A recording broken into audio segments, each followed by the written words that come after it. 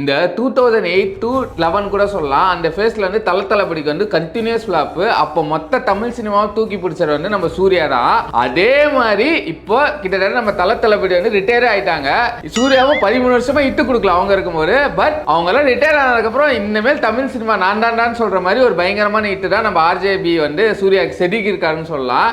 இது வரைக்கும் 13 வருஷமா எந்த டேரக்டரும் பண்ணாத ஒரு விஷயத்தை அவர் பயங்கரமா கிராக் பண்ணியிருக்காரு. அது என்ன விஷயம் அப்படின்னு பற்றியும் பேசலாம். முக்கியமாக அன்பான ஃபேன்ஸுக்கு ஒரு பயங்கரமான ஃபீஸ்ட்னு கூட சொல்லலாம் இந்த படம். அப்படிதான் வந்திருக்கு.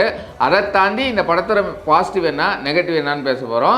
எந்தெந்த விஷயங்கள் இன்னும் பெட்டராக இருந்திருக்கலாம் அப்படின்னு ஒரு சஜஷனும் இருக்குது. அதை தாண்டி எனக்கு கிளைமேக்ஸில் ஒரு டவுட் இருக்குது. அது என்ன டவுட்டுன்னு நான் கேட்குறேன். அது உங்களுக்கு இருந்ததுன்னா மறக்காமல் கமெண்ட் செக்ஷனில் பதிவு பண்ணுங்கள். நீங்கள் எங்கள் சேனலுக்கு ஃபஸ்ட் டைம் இருந்தால் மறக்காமல் எங்கள் ட்ரைலர் செக்ஷனுக்கு சப்ஸ்கிரைப் பண்ணுங்கள். இதே மாதிரி வீடியோஸ் உங்களுக்காக நிறையா இருக்குது. மறக்காமல் ஐ பட்டன் கிளிக் பண்ணுங்கள். எங்கள் மாதிரி கிரியேட்டர்ஸ்க்கு யூஸ்ஃபுல்லாக இருக்கும். வாங்க ஸ்ட்ரைட்டாகவே நம்ம வீடியோக்குள்ளே போகலாம்.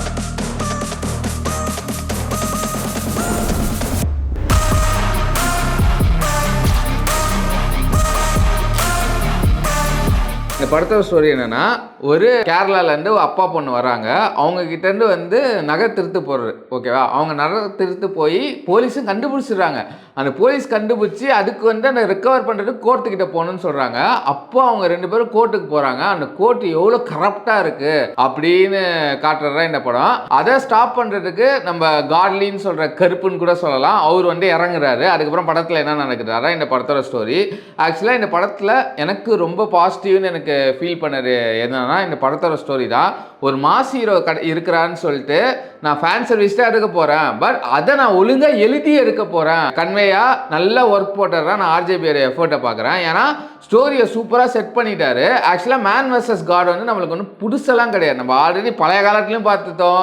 இப்போ ஆர்ஜே பாலாஜியே ரீசெண்டாக அந்த ஜானரை எடுத்து பண்ணிட்டு இருக்காரு. பட் அந்த எடுத்த விதத்தில், அந்த எழுதின விதம், அந்த கண்டிஷன் போட்டது, சில டைலாக்ஸ் விதமாக கன்வே ஆனது, அதெல்லாம் இன்ட்ரெஸ்டிங்காக இருக்குது. அந்த ஐடியாவே ரொம்ப இன்ட்ரெஸ்டிங்காக இருந்தது.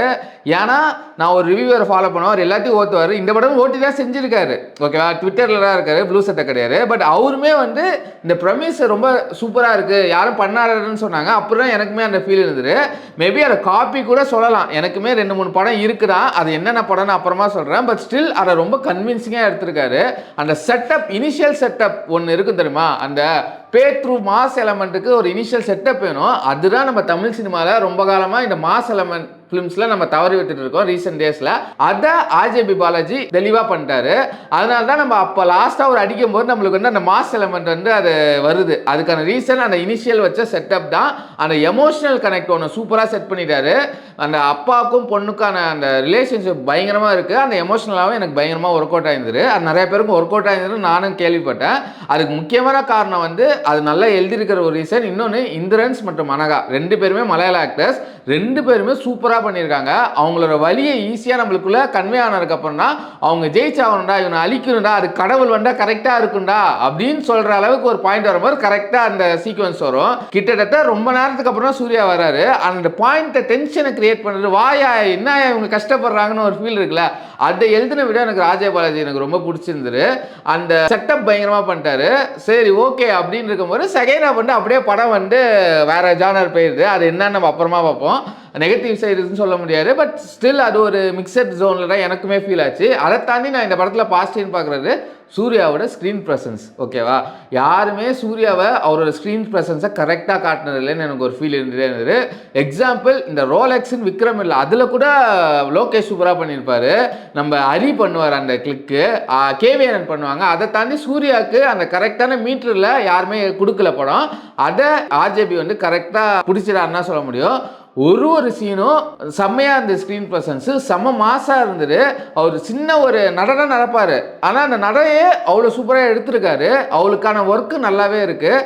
அதே மாதிரி வந்து செகண்ட் ஹாஃபில் 15 மினிட்ஸ் ஒன்ஸ் தான் வருவார் சூர்யா. ஆனால் அந்த 15 மினிட்ஸ் வர சீன் எல்லாமே தெரிக்குது தேட்டரில்.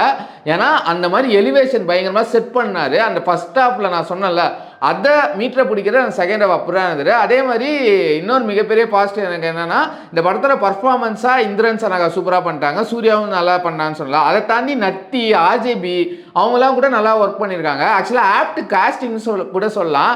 நான் கூட ட்ரெய்லர் பார்த்துட்டு ஓட்டிட்டு இருந்தேன், என்னடா ஆர்ஜேபிலாம் இல்லைனா எனக்கு சுத்தமாக செட் ஆகலைன்னு. பட் எனக்கு படம் பார்த்துட்டு இப்படி இருந்ததுன்னா இந்த கேரக்டர் ஆர்ஜேபி மட்டும்தான் பண்ணியிருக்க முடியும் அப்படின்னு ஒரு ஃபீல் கொடுத்துருச்சு. ஏன்னா அந்த மாதிரி தான் இருந்துரு அந்த ரோலு, ஒரு ட்ரிக்கியான ரோலு. அது ஆர்ஜேபி மாலெல்லாம் பண்ண முடியும், ஏன்னா அவருக்கான எழுதுற மாதிரியே ஒரு ஃபீல் இருந்தது. அதை தாண்டி சாயோட மியூசிக் கிட்டத்தட்ட நான் எதிர்கூட பண்ணல. சாய் வந்து இவ்வளோ சீக்கிரமாக ஒரு படத்துக்கு இவ்வளோ பயங்கரமாக கான்ட்ரிபியூட் பண்ணுவார்னு. ஏன்னா நம்மளே நிறைய வீடியோவில் சாய் அடித்தே நிறைய வீடியோ போட்டிருக்கோம். பட் நான் யோசிக்க கூட இல்லை, நான் என் வாயால் சாயை இவ்வளோ புகழ்ந்துவேன்னு. பட் அப்படி தான் இருக்குது இந்த படத்தோட ஒர்க்கு. என்னதான் ரிப்பீட்டேட்டிவாக இருந்தாலுமே அந்த படத்துக்கு என்ன தேவையோ அதை சூப்பராக எலிவேட் பண்ணியிருக்காரு. இப்படி அந்த ஸ்க்ரீன் ப்ரெசன்ஸ் ஆர்ஜேபி எழுதினாலுமே அதுக்கான மாஸ் எலிவேஷன் நம்ம சாய் கொடுக்குறதான். எல்லா பாட்டும் ஒரே மாதிரி இருந்தாலும் பட் சூப்பராக இருந்தது. வீரப்பாவன்னு சரி, காட் மோடாக இருக்கட்டும், ராத்திர அந்த பாட்டாக இருக்கட்டும், எல்லாமே பக்கா தேட்டரிக்கல் மெட்டீரியல். அப்படியே பயங்கர வைப்பாக இருக்குது. ஆக்சுவலாக ஒரு நாள் ஆயிடுச்சு நான் பார்த்துக்கிட்டது. ஆனால் அந்த சாங்ஸ்லாம் அப்படி இருக்குன்னா அதுக்கான எஃபோர்ட், லைக் அதுக்கான ஒர்க் இருக்கிறனால தான் அது பயங்கரமாக ஒர்க் அவுட் ஆயிருந்தது.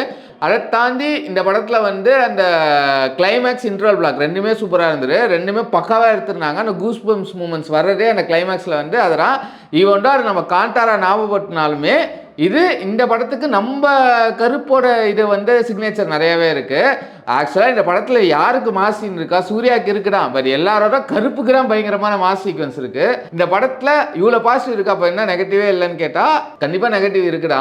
சூர்யா வர சீன்ஸ்லாம் மாசாக இருந்தது. பட் சூர்யா தவிர்த்து வர அந்த செகண்ட் ஹாஃப் இருக்கிற சீன்ஸ்லாம் சில பேருக்கு மோஸ்ட்டாக ஒர்க் அவுட் ஆகாது. ஏன்னா அது ஒரு ஃபேன் சர்வீஸ் மோடில் போயிடுச்சு. பட் ஸ்டில் அவர் ரொம்ப சேஃபாக போயிட்டாரோன்னு ஒரு ஃபீல் இருக்குது. நான் ஓவராக ட்ரை பண்ணுறேன் அப்படின்னு ட்ரை பண்ணாமல் ஃபேன்ஸுக்கு என்ன பிடிக்கும் அதை பல்ஸை கண்டுபிடிச்சிட்டு, ஓகே நான் ரொம்பவும் பண்ணல, இப்படியும் போகல அப்படியும் போகல, ஒரு மாதிரி ஜனரஞ்சகமாக கொடுத்துட்றேன் அப்படின்னு ஒரு சேஃப் ஜோன் போயிடுறேன் அப்படின்னு போனதால் தான் இந்த படம் இவ்வளோ பெரிய ஹிட் ஆகிச்சோ அப்படின்னு எனக்கு ஒரு ஃபீல் இருந்துகிட்டே இருக்குது. அதில் கிளவராக ஆகிட்டாரோ அப்படின்னு இருந்தது.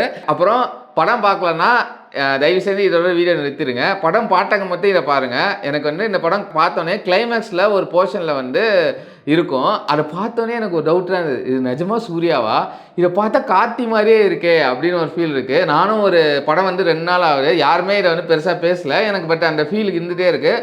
உங்களுக்கு அந்த ஃபீல் இருக்கா அப்படின்னு பார்த்துட்டு மறக்காமல் கமெண்ட் செக்ஷனில் பதிவு பண்ணுங்கள். அதை தாண்டி இதெல்லாம் என்னோட ஓவரால் இம்ப்ரெஷன் வந்து இந்த படத்தில் எனக்கு ஒரு ஃபீல் இருந்துகிட்டே இருந்தது. இது எல்லாருக்கும் சாட்டிஸ்ஃபை பண்ணுமான்னு. பட் இது எல்லாரும் சாட்டிஸ்ஃபை பண்ணணும் அவசியம் இல்லையே, தமிழ் ஆடியன்ஸ் சாட்டிஸ்ஃபை பண்ணாலே போடும் அப்படி தான் எனக்கு ஒரு ஃபீல் இருந்தது. ஆக்சுவலாக எனக்கு ரொம்ப நாளாக ஒரு படம் நான் மென்ஷன் பண்ணிட்டே இருப்பேன், மலையாளத்தில் தொடரும் சொல்லிட்டு மோகன்லால் வச்சு போன வருஷம் வந்துரு. ஆக்சுவலாக ஒரு மாஸ் படம் இப்படி எடுக்கணும், ஸ்டோரியும் வச்சு எடுக்கணும்னு ஒரு பிரைமான எக்ஸாம்பிள் என்னை பொறுத்த வரைக்கும் மலையாளத்தில் பயங்கர ஹிட். ஆனால் தமிழ் ஆடியன்ஸ்க்கு யாருக்குமே இந்த படம் பிடிக்கல. ஏன்னா நிறைய பேர் ஓடிடிலாம் பார்ப்பாங்க மலையாள படம்னா, ஆனால் தேட்டரில் பார்க்கும்போது சூப்பராக இருந்தது. அது மாதிரி தான் இங்கே ஆர்ஜேபி கிட்டத்தட்ட ட்ரையும் பண்ணியிருக்காரு. அந்த அளவு சக்ஸஸ் ஆகலை. பட் எனக்கு தெரிஞ்சு அங்கே ஒரு லைக் கொஞ்சம் அங்கேருந்து கொஞ்சம் எடுத்துட்டாரோன்னு ஒரு ஃபீல் இருந்தது எனக்கு. அது ஓகே தான், அப்படி ஒரு மாஸ் படம் சும்மா பிளண்ட்டாக இருக்காமல் ஒரு ஸ்டோரியோட எடுத்தால் பெட்டராக ஒரு ஃபீல் இருந்துகிட்டே இருக்கு. அந்த மாதிரி தான் எனக்கு இந்த படம் நான் பார்க்குறேன். அதை தாண்டி இந்த படம் வந்து 2-3 படத்தோட இன்ஸ்பிரேஷன் இருக்குது. சப்தசாகரிலேருந்து சில சீன்ஸ் இருக்குது. நம்ம ஓஎம்ஜின்னு சொல்லிட்டு அக்ஷய்குமார் ஹிந்தியில் ஒரு படம் பண்ணியிருப்பேன், அதை பற்றியும் சில சீன்ஸ் இருக்குது. அது இல்லாமல் நிறைய ரெஃபரன்ஸ் மூவியும் இருக்குது. பட் ஸ்டில் ஆஸ் அ ஹோலாக ஒரு நல்ல தேட்டரிக்கல் வாட்ச்சு. பயங்கரமாக நீங்கள் இந்த படம் தேட்டர்ஸில் மட்டும் பார்த்தா தான் ஒர்க் அவுட் ஆகும், ஓடிடியில் பெருசாக ஒர்க் அவுட் ஆகாதுன்னு எனக்கு தோணுது. ஏன்னா இது வந்து செலிப்ரேட் பண்ணுற ஒரு படம். சமீப காலமாக நம்ம தேட்டரிக்கல் எக்ஸ்பீரியன்ஸ்னு ஒரு படம் நம்ம பார்க்குறதே கிடையாது. அப்படி ஒரு படமாக தான் பார்க்கணும். என்னதான் குறை இருந்தாலும் ஒரு நல்ல படம், நல்ல என்ஜாய் பண்ணிட்டு வரலாம். நீங்கள் ஆல்ரெடி பார்த்தா உங்கள் வியூஸை மறக்காமல் கமெண்ட் செக்ஷனில் பதிவு பண்ணுங்கள். இதே மாதிரி மூவி ரெக்கமெண்டேஷனுக்கு மறக்காமல் எங்கள் சேனலுக்கு சப்ஸ்கிரைப் பண்ணுங்கள். பிடிச்சிருந்தா லைக் மட்டும் ஷேர் பண்ணுங்கள். அடுத்த வீடியோவில் பார்க்குற வரைக்கும் பாய்.